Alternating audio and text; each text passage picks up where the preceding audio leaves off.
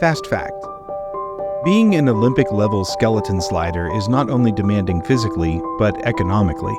A single season can cost as much as $50,000, with little to no federal funding for U.S. athletes.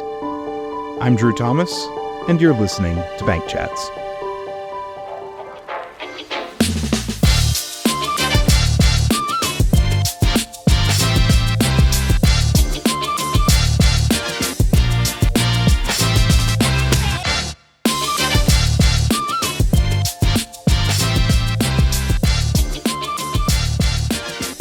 Yeah, so I wanted to start the conversation with you just using a question that you're probably not going to be expecting. Okay. So how many siblings do you have? I have one. You have one sibling. Yes. Okay, so would your parents say, honestly, that, like, what would they say if I said to them, who's your favorite child? Well, obviously me. Would they say that, though, or would they? Well, so if my sister wasn't in the room, yes. Okay. But if she was in the room, I think they'd leave the room. Okay, so yeah. so they wouldn't say the whole, like, you know, all my kids, I love my children all equally. Would they, like? Oh, they probably would say that. Yeah, you're right. I think a lot of parents. Yeah. Yeah. And the reason that I say this, because I said this was unconventional. The reason I say this is because I don't have multiple children, but Okay. I do feel sometimes whenever we talk about these discussions and episodes that, you know, I love all my children equally. Uh-huh. But I think today is going to be kind of cool because we have a guest that is really above and beyond what we normally have on this. Yes, we did. Yes, we did. So today we actually have a person that is really making me reconsider my diet.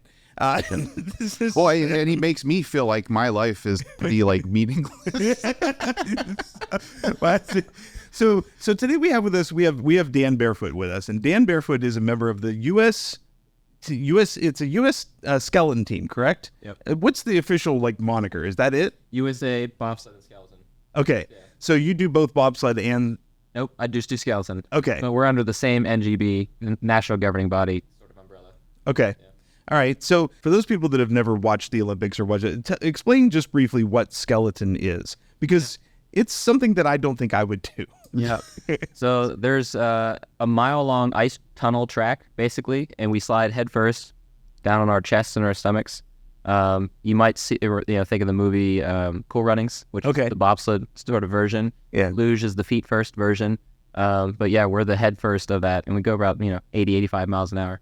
Yeah. That's really cool. And it sounds fun in theory, but then I don't think I would. I think if once I got up to about 40 miles an hour, I'd be like, nah, I need to stop. Oh, no, not even 40 miles an hour, no. There's no padding or anything like that. I mean, like, you hit something, you crumple head to feet. Not feet to head, right? If you could ever hit head first, probably. Yeah. And I don't want to think of it. Yeah, well, yeah. Thanks for that picture. Yeah, no, don't discourage him. I'm not. No, that's not a good thing. All right. The hits, for sure, when they come from the side, a lot of people do wear padding. Okay. I'm 8 years in, and I'll still throw a piece of foam in there if I'm going to a new track. Because when you grab one of those walls going that fast, it doesn't feel good. I'm sure. Yeah. How do they get? So I've always been curious about this. How do they keep those tracks slick? Like, how do they keep because the ice goes all the way up the wall, right? So how do they? I'm guessing they only exist in places where they can keep it cold enough. Is that right? They should. Okay. We're noticing as the weather starts to get a little weird these past 5 years that some of the tracks they have to refrigerate extra, and it's an artificial refrigeration. The tracks are concrete tracks that are sort of, 4 or 5 feet off the ground. Okay. And the refrigeration pipes kind of go underneath, and they're run by ammonia or something like that. I'm not. Yeah. Well, still, yeah. Yeah. But yeah, they spray it with a hose, like. They change the nozzle however they need to lay down the ice, and they just walk up and down this mile-long track. Track crew at every track are phenomenal. Honestly, without them, the sport doesn't exist. So, we kind of have to give them the credit. Is it kind of like ice hockey where the Zamboni has to come out and, like, because eventually you would think with enough people going down that track, you'd end up with ridges and things in the ice. So correct. Do they have to? How often do they, like, resurface it? Is it between every racer? I would know. That would be amazing. Yeah. Yeah. No, they don't have a Zamboni machine either. It's when people do it, it's literally by hand. Wow. So they'll walk down either with scrapers or a bucket of slush, and they'll like patch in gouges if a bobsled, because usually it's a bobsled that kind of makes the bigger marks. Yeah. But yeah, they call it a spritz. So it'll give you like a fresh sheet of ice before the race, And then after that first heat, they'll spritz it again for the second heat. But Okay. everybody within each heat gets whatever ice they get. Wow. Is it better to have a fresh track? Like in a heat, do you want to be first or last? Generally first. Okay. Yeah. St. Moritz is sort of the only outlier where it's better to be a little bit later Okay. because that race usually starts super early. It's not an artificially refrigerated track. It's built in the ground with snow blocks like an igloo. Oh, wow. It's amazing. It's an insane thing, but it's not artificially refrigerated. And so you got to start the race early, right? Yeah. Because you don't want to show up and like, oh, it's getting a little soft. So because you start early, you also have a little bit of a frosty surface.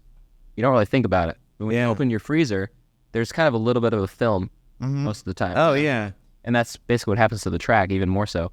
And so, but as the day goes on a little bit, maybe halfway through that field, the sun starts to hit it, the air warms, then it sort of naturally spritzes itself. Okay. But every other track, first is, you throw down times if you go first. Huh. Yeah. That's pretty cool. Yeah. So, for those of you that are regular viewers / listeners, you may be wondering why we're having this conversation because it seems on the surface to have nothing to do with finance, or banking or money or whatever. But we were kind of talking with Dan and just sort of talking about how you got involved in doing this sport and all the challenges that you have, not only from the athletic side of the sport, but also just being able to live and eat and travel and all those. It's not a typical thing where you can have a normal 9 to 5 Monday through Friday job, right? So so how did you get started with doing the sport? Because it seems like a sport that would not be easy to just sort of like stumble into. But It wouldn't be my first pick. Yeah, I mean, most people were like, "Oh, I want to play basketball." yeah, or even skiing or snowboarding for winter sports. But yeah. So how did you get involved? Well, I went to Penn State for my degree, and once I graduated, I moved out east for my first, career job in Westchester, Pennsylvania. And nothing against, the working world, but it's, to me, a lot easier than college was. College was hard. And even with how difficult it was, I still did club sports. I, fly fished as much as I could on the weekends. I was always doing something. And then now I went to this job, and you kind of clocked in, clocked out. I went to the gym afterwards, and by the time I got home, I'm like, what else do I do? I was genuinely like bored almost. And I'm like, I need to figure out. So I started Googling things, and, it was winter at the time, but I'm still like, flying football leagues, maybe try to get back into baseball. But because it was winter, I'm like, what's a winter sport I can do? And what do you know? A list of winter Olympic sports pops up, and I was like, whoa. I wasn't thinking about this, but out of curiosity, bobsled is alphabetically. So thank you for bobsled for being a B. But because I didn't want to do bobsled necessarily. I had to click in that link, and they said, you could try out. There's 7-8 tryouts across the country, different cities. Wow. I could train for this and see what happens. So so when you go to try out for something like this, you said it was like open tryouts. Yeah. So I would imagine the equipment and so forth is pretty specific. Do they give you like a rental sled and then say, all right, see how you do? Or is that pretty much what it is? Absolutely. And then you kind of start from halfway up the track. They kick you down and they, good luck. Some people really like it. Some people will do like, absolutely not. Yeah. You're going only 30 miles an hour. And if they're saying no at 30 miles an hour, then they made the right choice, because they might have liked it after that. Yeah. But yeah, and you brought up the money thing, and I was sort of internally crying because if I knew what it would have costed getting in, I don't think I would have done it. Yeah. So I'm kind of happy in a way that I didn't know, but at the same time, I wish I knew. Yeah. Well, what is the cost of getting into a sport like this? For competition versus doing it as a hobby. Yeah. So it really is the traveling, because your flights, your rental cars, your hotels.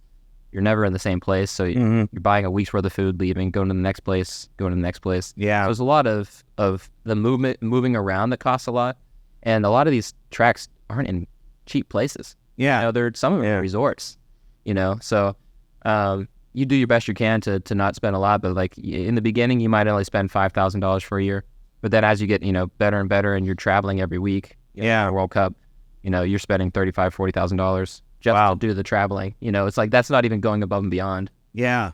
So and I'm guessing the equipment and things like that are cost too. Yeah. Now, do you wear like you have like a suit, like a tracksuit or whatever, right? And helmet and so forth. Is that all yours, or does Team USA supply any of that stuff, or how does that work? Both. Okay. Yeah, so the USABS speed suits that they give us as part of our sort of membership fee, they cost more than the membership fee, to be fair. They're like $1,300 suits. Oh, wow. And, our membership fee is like $250. But, yeah, they give us a suit. The helmets we buy ourselves. Sorry. The helmets we buy ourselves. The helmets skeleton athletes really hold kind of near and dear. Like if we're going to put sponsors, it's, at least in the U.S., we'll put sponsors on suits. We'll put sponsors on our sleds. Mm-hmm. It's like the helmet, I want to paint it the way that I want to paint it. So, Yeah. but yeah, we kind of, it's sort of a teamwork thing to kind of come up with everything that you need to find, because it's not always as easily available. Yeah. It's such a niche sport. Yeah. I would imagine you can't walk into Dunham's and buy a speed suit. Like that's just not something you can do. Or Dick's Sporting Goods or something. Right. So you said that you start out sort of, you said maybe what, about $5,000 a year or something like that. You were, but that's because you said you're only doing a few races a year. Is that? Yes. So at your level, how many times a year do you race? So on the World Cup, we have 8 races, but every single one of them is in a different city/country. Okay. So Okay. that's kind of what makes it tough. And then, you try to do your best on some off weeks to also go to a different track to train. Because, hey, that next race is going to be here, or in 2 weeks it's going to be here. So if I have a week that I can go there, I'm just going to bite the bullet and do it, to up my odds for when we come back. Because it really is a sport of just doing it. The more you do it, the better you get at it. If you have an off week, you're not talking about, I'm going to go to the town over to train. You're leaving the country to train. So that's where your cost is. A lot of it too. You're not doing. How many tracks are there in the United States? There are 2 in the U.S., one in Lake Placid, New York, one in Park City, Utah, which is outside of Salt Lake City. Okay. There were 2 in Canada. There's now 1. Unfortunately, the Calgary track was where the Jamaican bobsled team got famous for their Olympics up there. But then Whistler is outside of Vancouver. That was the other. So we have 3 or 4 in North America. Okay. So you're traveling out of the country a lot. Yeah, the others, there's 14 others. Okay. And they're over there. Wow. Wow. So do you? I know you said about the cost of the travel and so forth, but do you have to pay to enter each race then, or is there a fee for that kind of stuff? Because I would think they have to maintain these tracks and do the maintenance stuff. So I would imagine if they're holding an event there, they're not doing it for free. Right. Yeah. That, and do you win monetary prizes or anything for these races, at least to help cover a little bit of that? I have some good stories for the prize side, but to go back to your question, we pay race fees. They're honestly not much. It's like 30 euros, $35, $40 US dollars to do a race. But the cost of the slotting usually comes from training. So if you're going to a track, like I said, to train on, you're paying $40, $50 per run. Oh, wow. Yeah, and if in a season I'm shooting for, 150, 200 runs, pretty quickly, all of a sudden that's a big chunk. Wow. Yeah. So, yeah. Yeah. So, but forget my question. To answer the fun one.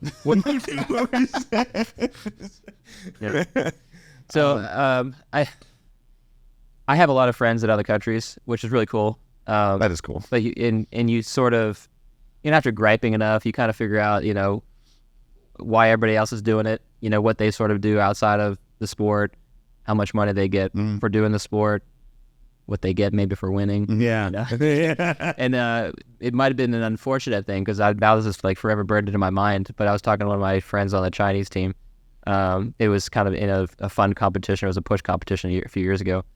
But I was just saying, after this I'm gonna have to go back to work. And he's like, "What do you mean work?" I was like, "Oh, I work in architecture." He's like, "This is not your job?" I was like, "No."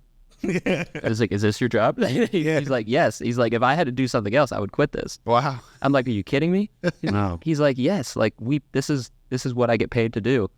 And I was like, "Do you get paid to win races too?" He's like, "Yes. You don't?"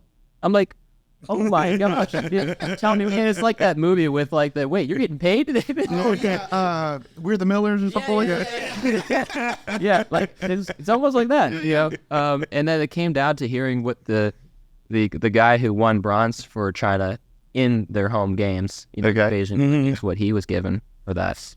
And I don't even know if I want to put him but it's a lot. Wow. In the millions worth of USD. Yeah. So I mean, I guess they don't have. Do they have? Maybe it's one of those things where they just don't have a lot of professional. Like we have sort of the professional leagues that we follow in the United States. Yeah. Baseball, football, NBA, NHL. But beyond that, it falls off pretty steeply. I mean, maybe golf, maybe tennis. You get some pro athletes, but after that, like a lot of the other events, sports, things like that are in the Olympics or things in the U.S., they're just not as popular. Yeah. Are they more popular in Europe and stuff? Definitely. Okay. Yeah. Like if you go to just a random hotel or restaurant in Germany, they have the races on replay. Oh, It's wow. not live. Like they'll be showing bobsled, luge, like in the gym. You'll be like working out and they're watching a luge race. Yeah. This is cool. Like I've never seen a luge race on TV or a skeleton or anything like that. So yeah. Yeah, unless it's the Olympics. Like in the U.S., it's the Olympics, maybe the world events. But that's and it's usually on ESPN, the Ocho. Like Yeah. it's Right. ESPN 12. which really stinks because what you do is really impressive to me. I honestly don't know that I would have done so. So after you did the 30 mile an hour, sort of halfway up, like, and you kind of obviously liked it. Yeah. How long did it take you to get to, from doing that first initial run to reaching a point where you were good enough that somebody said, "Hey, do you want to race for the Team USA?" Right. Like, yeah. The timeline could be different for everybody. But I would say between you going from lower to actually going from the top could be maybe a month. You do like a month sort of working your way. Yeah, like little baby steps. Yeah, and it's not necessarily a month straight. You could be like heading back home and then you come back or whatever. Yeah. But eventually you start going from the top and they don't let you run. They just say, hey, just walk it off. But then eventually you start running and I would say within 3 months of your starting, you're full force sprinting. And then maybe from that point, it could be a year or 2 years before they're like, okay, you can definitely, face some other countries. You might have a run that's really good. You might wipe out the next one.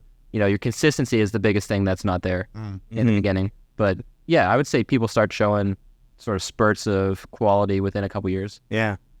So, so do you then pick, like, obviously you picked skeleton, right? And so where does that name come from, by the way? Do you know? Really good question. I feel like everybody that is asked this gives a different answer. Okay. Especially like in other countries as well.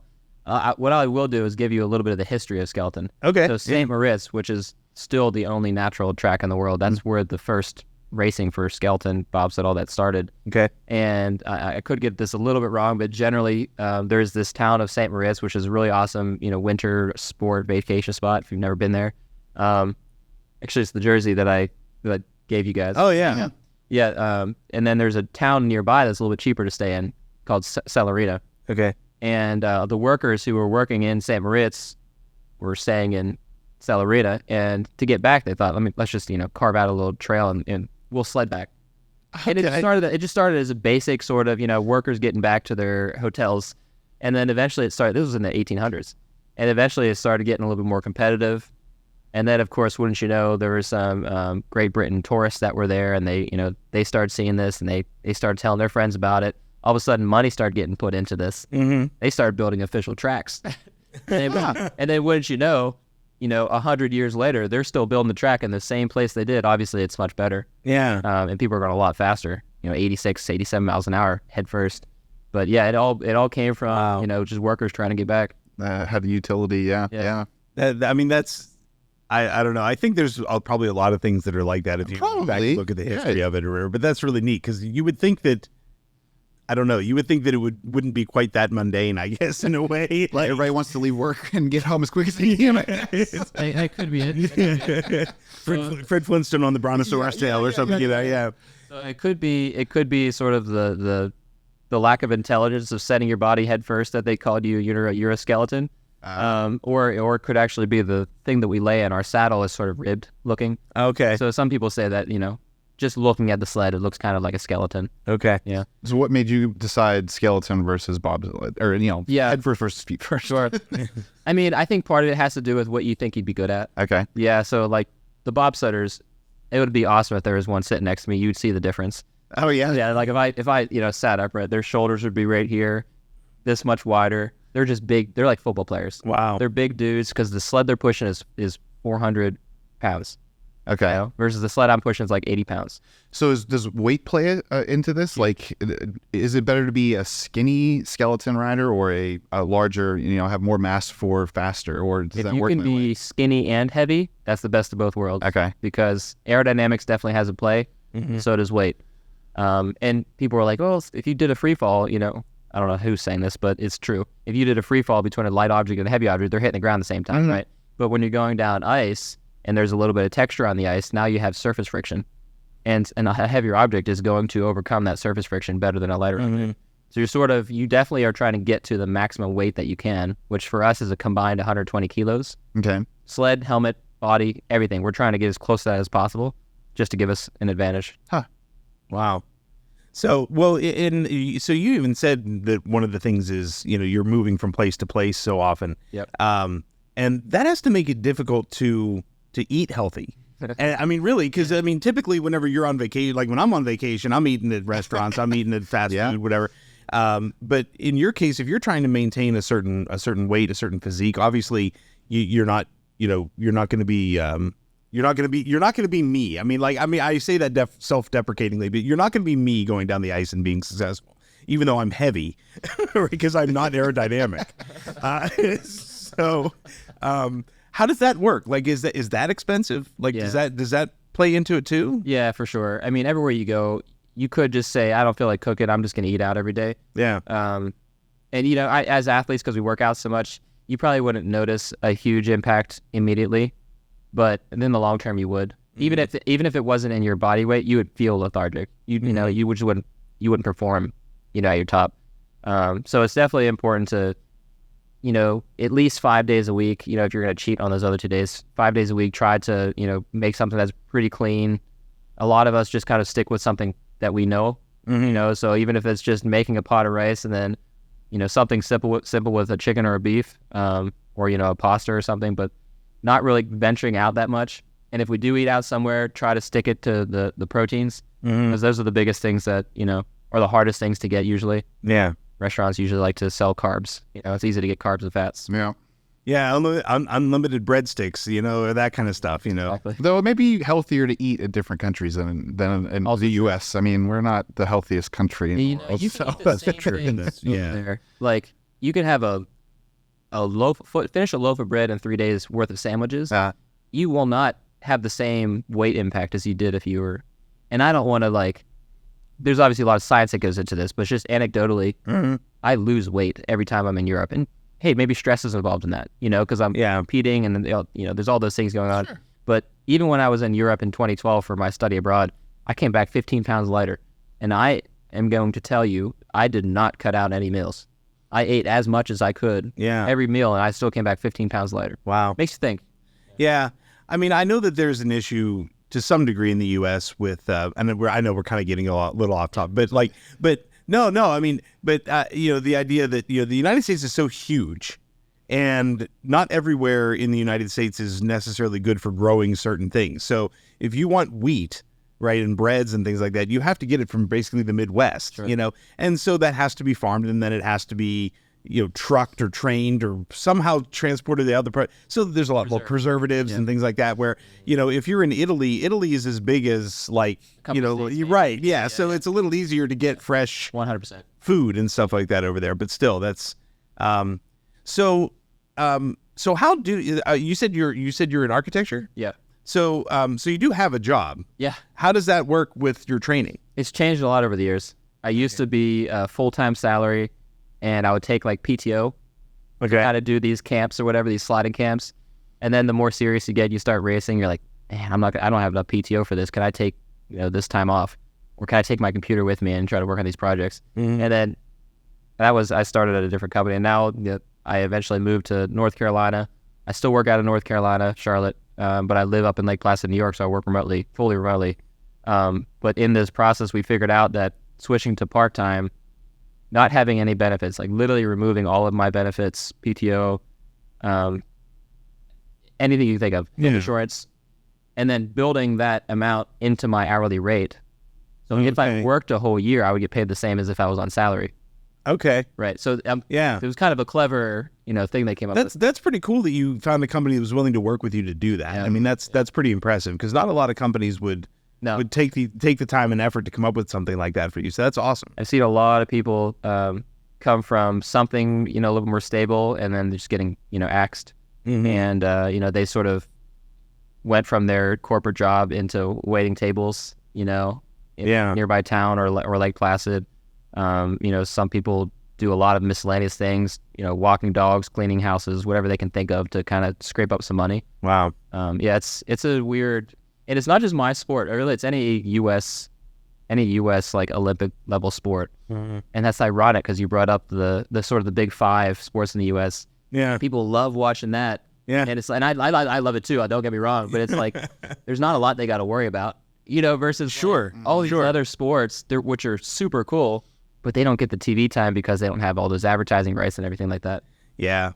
Yeah, and even like at the college level, I mean, it's getting ridiculous how much money is going into college athletes and things like that too, I mean, and the transfer portals and things like that, where, I mean, it's almost like you're not really going to college anymore. No. You're just you're playing football and you happen to you get a piece of paper to play football. Yeah. And that's great if you're good enough to do that. I mean, I'm not, but don't pretend, let's not pretend that this is an activity for the school anymore, right? I mean, there's a lot of money going into this, right?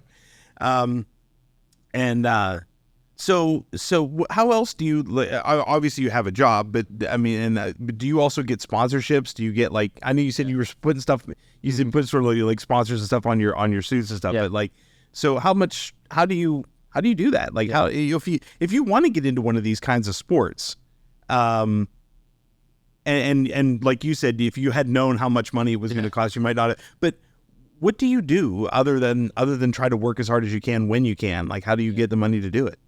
Yeah. Well, and the trick is working as hard as you can for as little time as you can, because the more time you take away from training, sure, I can afford the season, but I suck, and that's not what we want either. Yeah. And I kind of felt that in the beginning of my career. Like I was like, okay, I need to change this balance. I'm a little heavy on the working side. But yeah, for the support stuff, for me personally, the hometown has been huge. Everybody in Johnstown sharing, talking about it, hey, I have a friend who owns this business. I wonder if he'd be interested. Just that kind of stuff. My mom works at AmeriServ, with you guys, and, she talked to you guys in marketing, and, just getting the story out there, it's been amazing. Like if I would, I guess, make a pyramid without my parents, family, everybody in Johnstown, there's like no sport endeavor. Yeah. I came into the sport with some savings, and honestly, that's really the only way that I was able to make it work for the first few years, because I had a job and I also had some savings. But I used all that, so now it's like, all right, Olympics is next year. Let's make this happen. Yeah. So without the sort of putting an elephant in the room, so the Olympics is the goal. Like, is that okay? What really is involved in doing that? Like, does I don't imagine that there's a large, there's how can I say this? There's not as many people vying for spots on a skeleton team as there are, say, the Penn State football team, right? Great point. Yeah. But I'm sure there's more than just you. Yeah. So what's the goal? Like, how does the goal happen for you to reach that? Do you have to place so well in so many races, or how does that work? Yeah, no, this is a great question. So, and a lot of times when we think of like, where do we need to get to, rank wise in order to make it to a certain level, a lot of times you think of like internally, like I got to beat my teammate, or, oh, he's doing this, I got to do that. Mm-hmm. There might be a little bit of that, but realistically, what takes you to either World Championships or an Olympics is hitting a quota spot when ranked against the other country sliders. So not to get too deep into this, but as an example, in the Olympics, the top 2 countries will get 3 sleds. The next 7 countries will get 2 sleds. And then the next 9 countries will get 1. And it's all based off of individually ranked people. So if me, I'm currently ranked 2nd in the U.S., if me as a 2nd ranked slider is better than 9 other countries, the 9 other top countries' 2nd ranked slider, then I will go to the Olympics. Okay. If I'm number 10, then I'm the first sled that misses. And now U.S. only gets 1 sled. So now I have to be the best U.S. sled. Right. So it's not an internal fight. Yeah. Much of it is, across other countries. Okay. So, and then, so you sort of mentioned that there was you have had conversations with people that have said that, oh, well, this is my job, this is what I do. What about training? Yeah. Like, do you have trainers? Like, do you work with trainers in the U.S. exclusively? Are there? I don't know how many. I guess my question is, how many people are really trained and skilled enough to teach this? Yeah. For people, like, is it something that where you go outside the U.S. or are there people here in the U.S. that do this? Great question. Before 2 years ago, everybody sort of had their own guy to go to. It could have been a college track coach. It could have been somebody that in the gym that they hired. Mm-hmm. There was a guy. There was this in shape dude that went to the gym that I lived at in Orlando, and I was already in pretty good shape because I was training, but the direction might not have been there. So I was like, hey, I'm going to be trying out for this team in like 6 months. Can you give me some? Can I work with you? Mm-hmm. And so I ended up doing that for 10 sessions or whatever, which was eye-opening in some ways, because it sort of showed you where your weaknesses and strengths were. Mm-hmm. But then 2 years ago, we hired a coach from Great Britain. He used to slide skeleton for Great Britain, but then he got into sports science and sort of strength and conditioning. Okay. So he worked with them a little bit. Then he actually went to China and worked with them that whole quad. They all saw great push numbers improvements. And then somehow we convinced him to come to the U.S., and he has like this joint contract between skeleton and luge. Mm-hmm. But we've been working with him. Last summer was the first full summer that I worked with him. And when I say I trained hard in high school football, like everybody, they put you through it. Yeah. A lot of times it's not science-based. They just put you through it to put you through it. Yeah. But I think that this last summer's training was harder than that.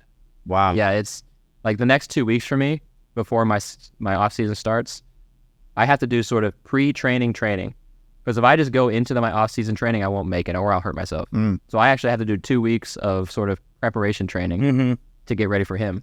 So during the off season, you're mostly in the gym. Do you travel outside of the country to do any of this? I travel as little as possible when I'm not competing. It's just so in the wintertime, that's when you're on the track, and in the summertime, you're in the gym. In the gym, sprinting on regular running track, something like that. Yeah, because I guess that's where you build up most of your. I mean, that's your.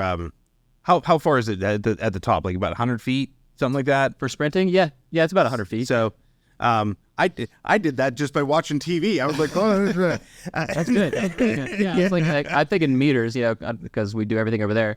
Yeah, right. Yeah, 30 meters. Yeah, it's about 100 feet. Yeah. So you're sprinting for 100 feet, and then you're throwing your. Now, I guess it's got to be easy. Do luge guys? How do they get on their sled then? Oh, you need to watch a race. Yeah. It's fun watching them. It's actually fun watching them train, too. Because so basically, I'm here. I've got to get away from the mic again. Yeah, that's right. They have these handles that come out, and they sort of like rock back and forth until they get enough momentum that they rip them. Oh, okay. And they do these little paddles. Okay. Yeah. I tried it. I wish I had this video prepared. I might have to send it to you and see if you can clip it in. But I tried luge in their start house. It is not as easy as you think it would be. Yeah, they sort of paddle their way down the ramp. But that's got to be like all upper body strength then. Oh yeah. You know what I mean? As opposed to where you probably focus more on the legs and like sort of overall. Because that's how you're steering and stuff, right? With your legs. I literally don't do upper body. Yeah. Like we were trying to get our coach to let us do last year because guys like to have fun and do bench or whatever. He's like, no. You're not doing upper body because it's an aerodynamic thing. Oh, right. And it's like you also want your weight to be sort of in the middle. It just helps with sliding. So so you were talking a little bit technique whenever we talked last week, a little bit sort of in prep of this, and you said I did not know this. You're basically balancing on your rails, right? So it's not really like a teeter-totter, yeah. Yeah, it's not like a sled like whenever you go down the hill whenever you're a kid and it's just this big flat piece of plastic and you just like you're really balancing on a very narrow point of balance, right? On the middle. Yep. So where do you get the equipment for this? I mean, I know we kind of made that joke before, like you can't just walk into Dunham's or something, but where do you get the equipment? Do you have to specially make it? Is there special companies that do this? How does that? Yeah. So to back up, we can talk about the runners in particular, the rails. Yeah. The steel that comes from those is sort of strictly governed. It has to have the International Bobsled and Skeleton Federation logo stamped on the steel. Okay. In very exact measured locations. Yeah. And if you don't use their steel, when they check your sleds in the races and stuff like that, they'll know. And you'll get disqualified. So you have to use this exact steel. You can make your own runners, but you just have to buy the steel from them. And it's in 2 locations in Europe.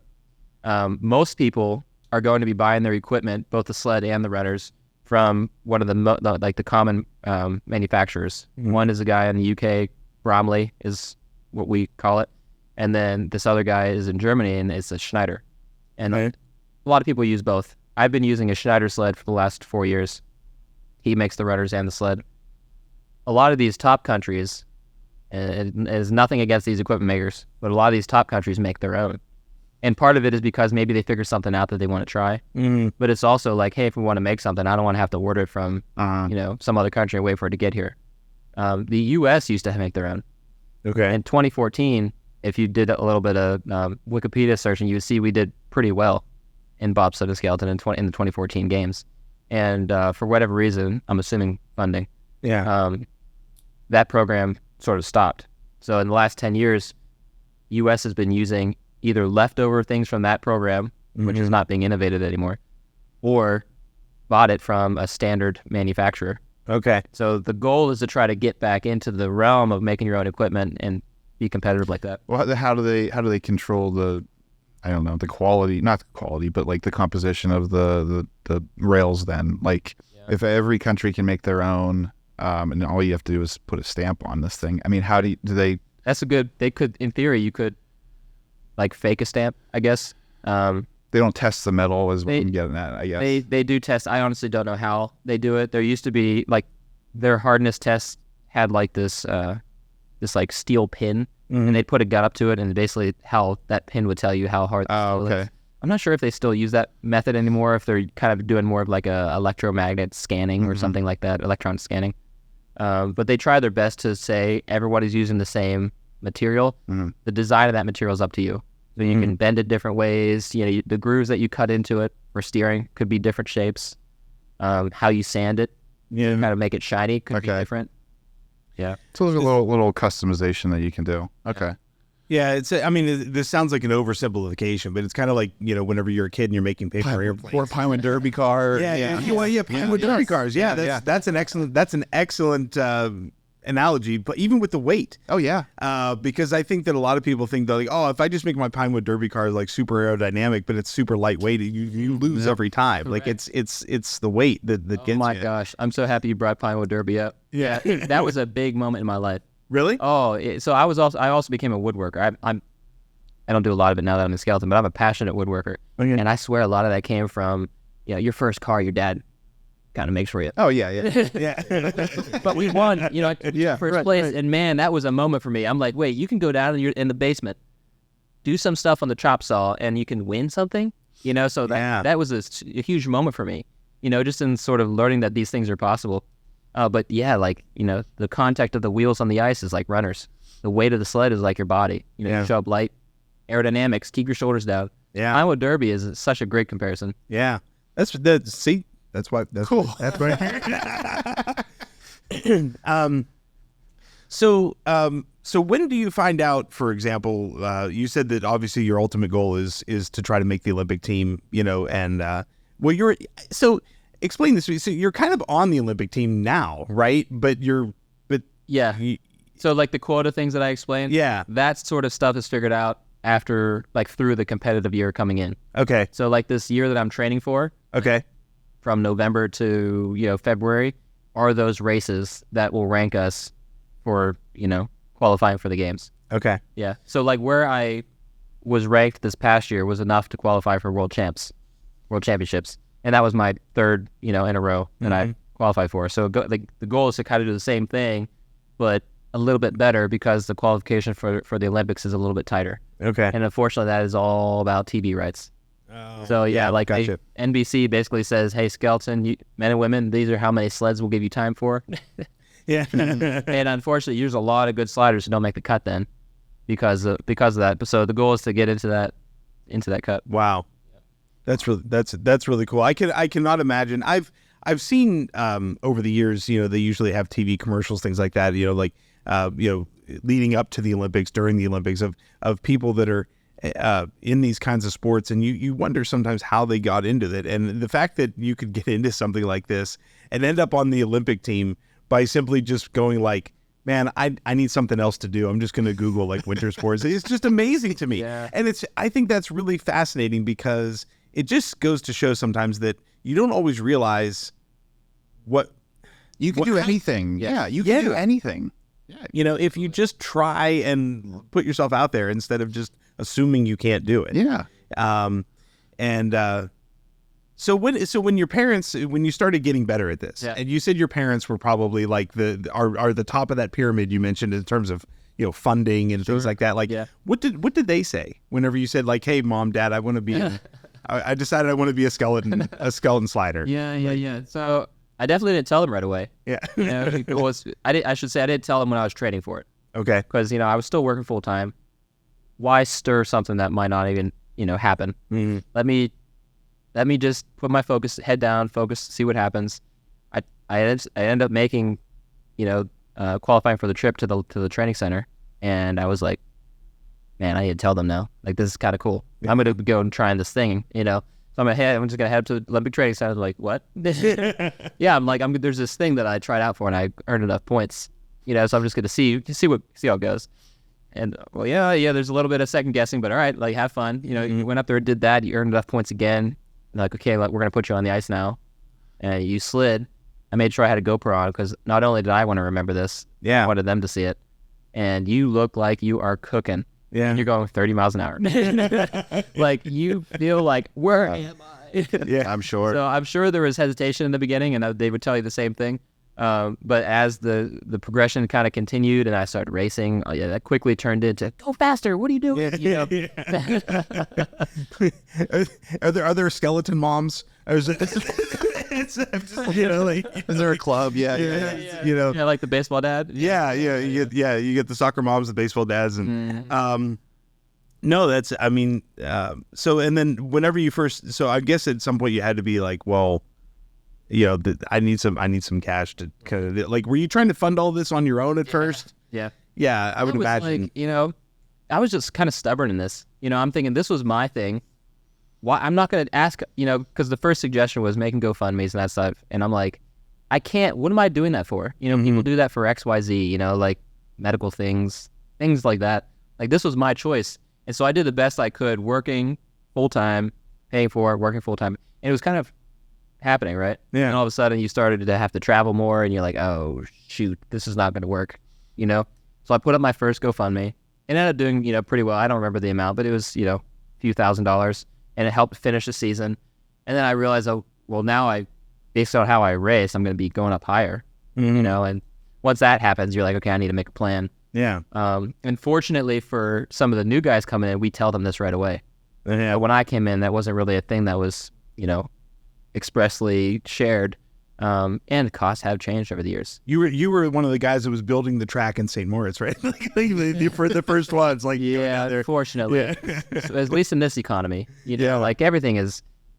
I've been doing this for 8 years. 5-6 years ago, the cost of going to Europe was so much cheaper. And it's not even just going to Europe, but the cost of everything. Rental cars, getting a week's worth of groceries. So yeah, it's unfortunate, but it's you just got to play the game. Yeah. We had switched topics pretty quick, but I wanted to go back to something.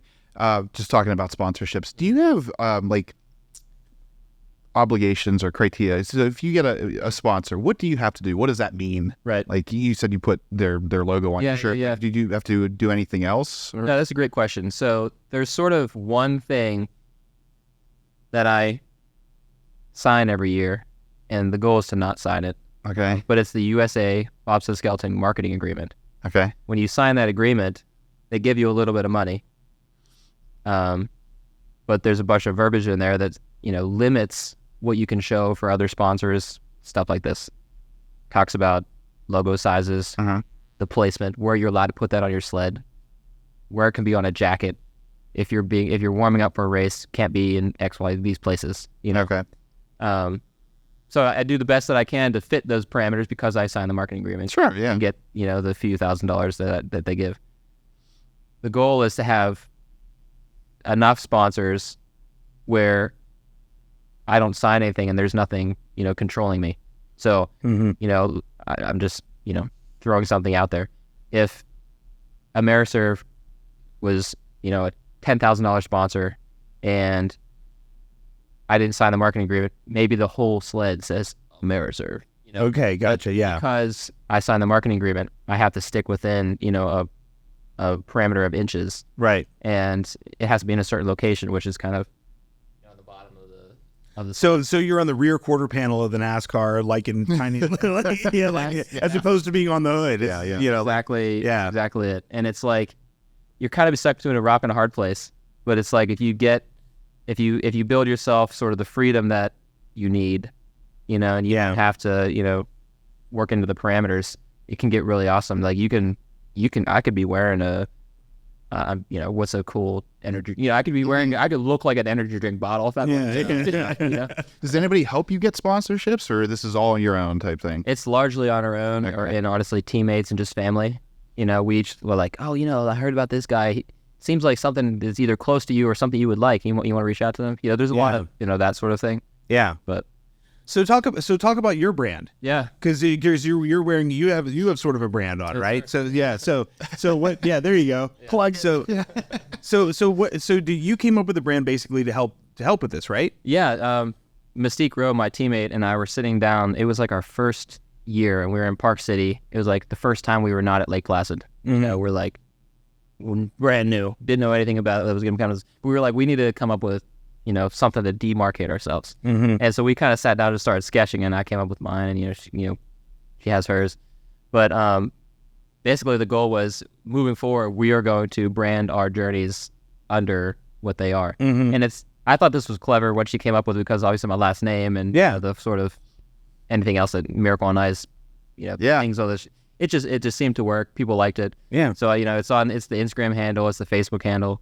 I do have the rights to it for a website, so the goal is to get that up and running before this coming year. But it's been really fun. People seem to have enjoyed that. Yeah. Where is the best place to follow your journey? If somebody wants to learn more about you. Most people are probably going to find it easiest just on Facebook. Okay. Yeah, or Instagram. But my goal is to be putting more stuff. The website I think will be a good landing page, because a lot of stuff you're going to see on Facebook and Instagram are sort of just recaps on a story or something, a race. But I'm hoping to be putting a lot more on the website. Maybe things to buy. Yeah. Maybe links to the past races. Just real cool active stuff. Yeah. For anybody that is interested in doing like some sort of help, do you have a GoFundMe or anything? Like what's out there that you could, if somebody was listening and wanted to float you some cash to get you to wherever you need to go next? Yeah. What would be the best way to do that? So the cool thing now is, just last year we came up with a nonprofit that's specifically designed for bobsled and skeleton athletes, and it's helped a lot of people so far. So it's fantastic. But the nonprofit is called Project Push to Gold Fund. Okay. So if you go to projectpushtogoldfund.org, you can donate to U.S. athletes, and it goes direct. There's no service fees. There's no, because it's run by the athletes. Okay. And so it's like it goes directly to whatever it needs to go to. If you want to donate it for to help with equipment, or if you want to donate to help with somebody's travel season, that's a direct link. Yeah, I think that's pretty cool, because I think in today's world especially, people feel passionate about certain things, and they want to be able to feel like they're a part of it. And sometimes the only way to be a part of something like this, honestly, is to sort of feel like you helped somebody move their journey, their dream forward, Yeah. And I think that we see a lot of that online these days, of just people saying, well, I donated to this, that, or the other thing. I don't know how much you probably too young to remember. There was a TV show on in the 80s called Knight Rider. Okay. And it was a TV show about a guy that drove a Trans Am, and it was like a talking car and stuff like that. But there's literally a guy out there now that found the original trailer, like the original equipment or whatever that was used in the filming, and they're restoring it, and people are donating like crazy to this kind of thing. And so I'm just saying, there are people out there that really would like to help you realize a lifelong dream, an 8-year dream, to be able to do this? Because how long can you slide? Like, how long can you do this at a high level? Yeah, I mean, I'll be 35 by the time the Olympics comes around. I would say once you're sort of 40 to 42, you're kind of pushing the edge. Mm-hmm.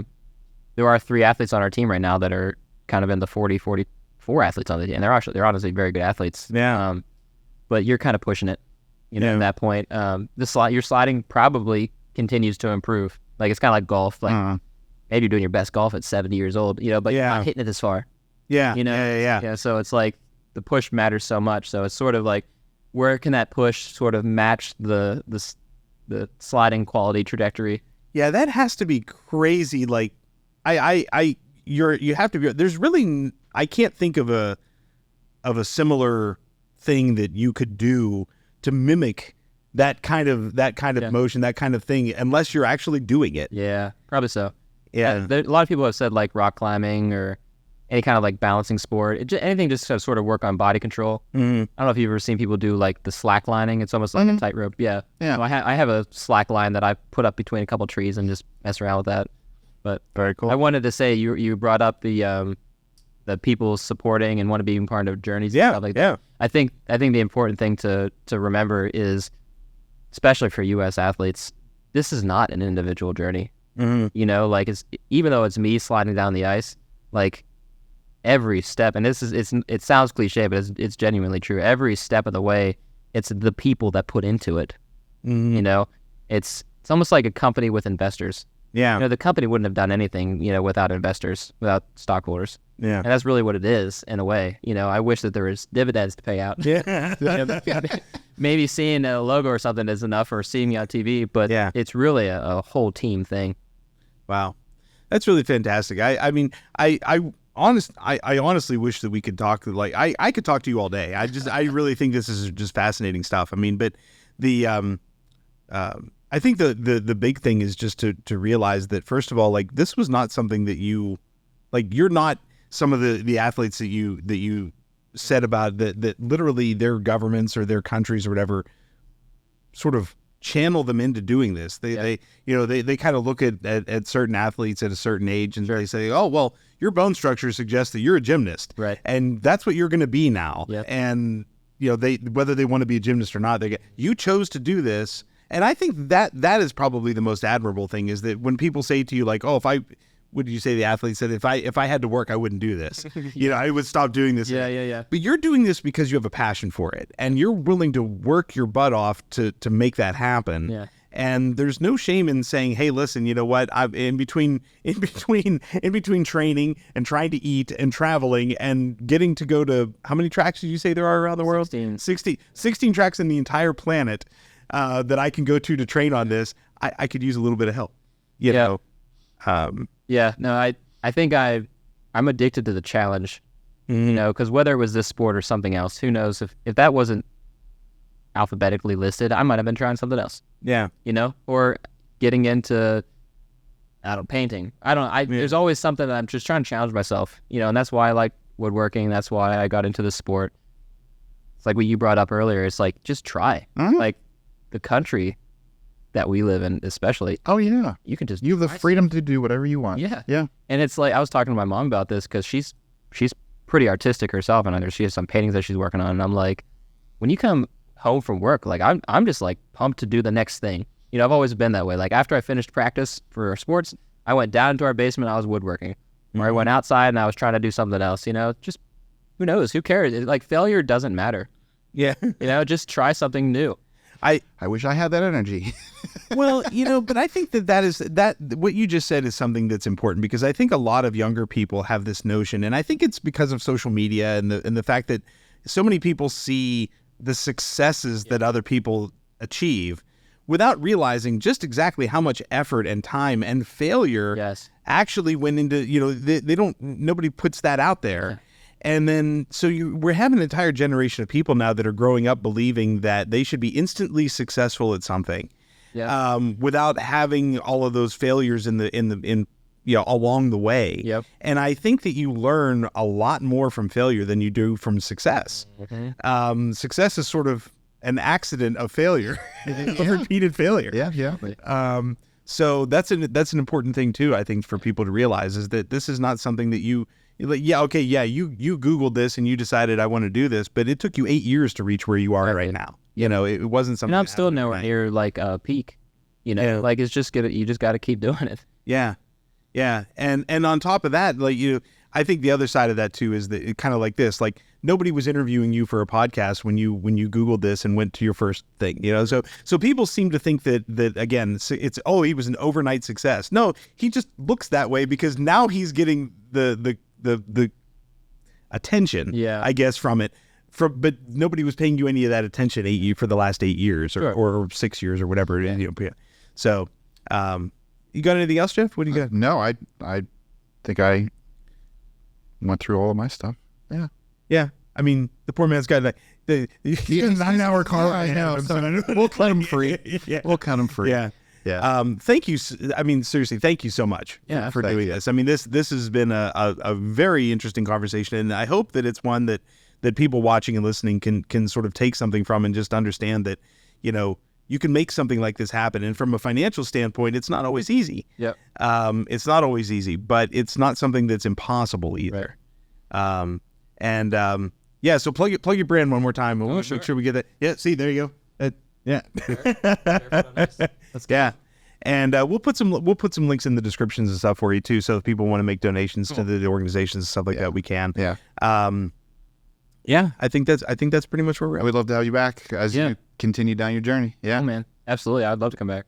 Yeah, we'd love for you to come back too. Yeah, come in and come back. You can show off your medals whenever you're. Yeah. Yes. We really hope so. That'd be awesome. Yeah. Thanks very much. Yeah. Appreciate Thank you.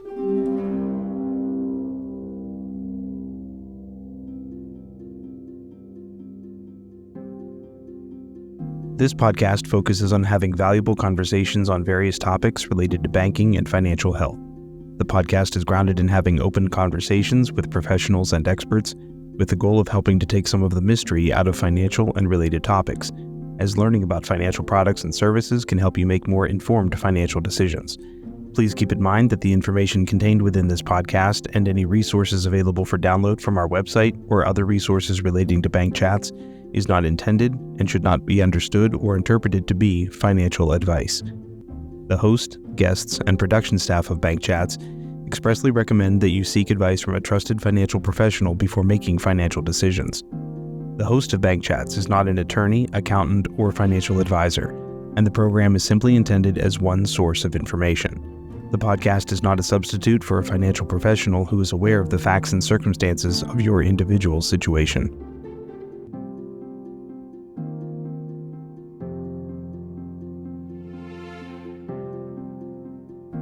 Every 2 or 4 years, depending on whether you're differentiating between the summer and winter versions, the United States marvels at the talent and skill that Olympic athletes put on display and buy Wheaties boxes with photos of gymnasts or skiers on the package.